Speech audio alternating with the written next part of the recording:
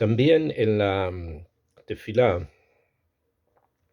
que estamos estudiando, que se agrega en los días de Hanukkah, en la Amidá, de Bimé Matitiao ben Yohanan Cohen Gadol, cabe preguntarnos, cuando dice aquí en los tiempos de Matitiao, el hijo de Yohanan Cohen Gadol. Estamos hablando simplemente que Yohanan era Cohen Gadol. ¿Y quién era este Cohen Gadol? Nos enseñan los comentaristas, las personas que explican las tefilot y muchos de los textos de Hazal, especialmente los que son más crípticos, ¿no? Los que es necesario decodificar. Lo siguiente, Yohanan Cohen Gadol era hijo de Shimon HaTzadik. Shimon HaTzadik es públicamente conocido, todos sabemos quién es Shimon HaTzadik, dónde está enterrado acá en Jerusalén, y conocemos muchas de sus actividades que hizo frente a Alexander Mokdon, frente a Alejandro Grande. Y él, Shimon HaTzadik, como también sabemos por la Mishnah en Pirkei Avot, era Mishiarei Knesset Agdolah.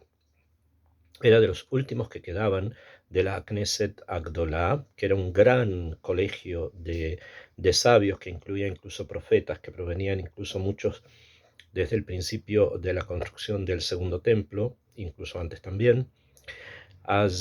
Benodá betzidkuto, y sabemos que él era una persona muy tzadik, como lo conocemos por nuestros textos, las Gemarot, que hablan de él. Shimon HaTzadik, shlosha banim, él tuvo 3 hijos. Abejor se llamó Shim'i, Umishneu Jonio.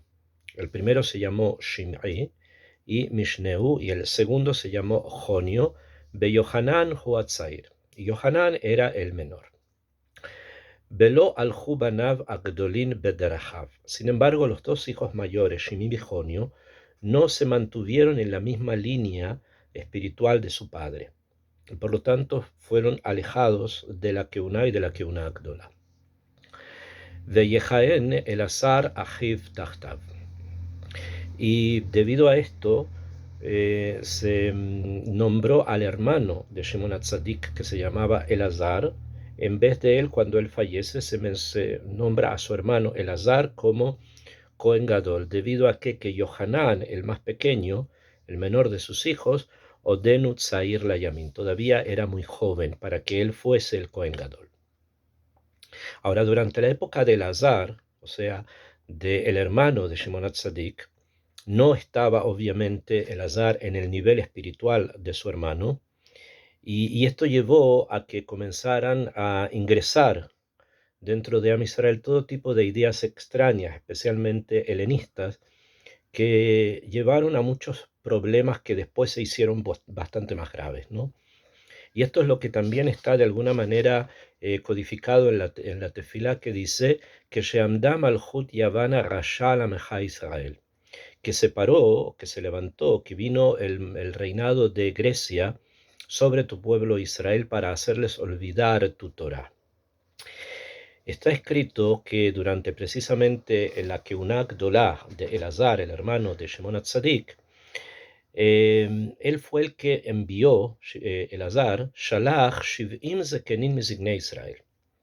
Mandó 70 sabios de los sabios de Israel, Letalmai Filadelfos. Lo mandó al rey de Egipto, que se llamaba Ptolomeo Filadelfo, o que nosotros conocemos en nuestras fuentes como Talmai, Melech Mitzraim, el rey de Egipto, Letargel Lefanav et Torah Yevanit, para traducir la Torah del hebreo al griego, que después esta versión se va a conocer como la versión de la Septuaginta, o sea, la traducción de los 70, como lo tenemos escrito en nuestros libros.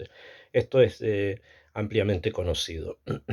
Vayera adavar beinei chachmei Israel. Y esto fue algo muy malo, lo vieron en forma muy negativa los sabios de Israel. Ki Hilel bet Hashem, Chai betohu ota bidei zarim. Porque es como si hubiesen entregado Bat el Chai, la hija de un Dios vivo, que es la Torá, se la entregaron a ella bidei zarim, en manos de personas extrañas.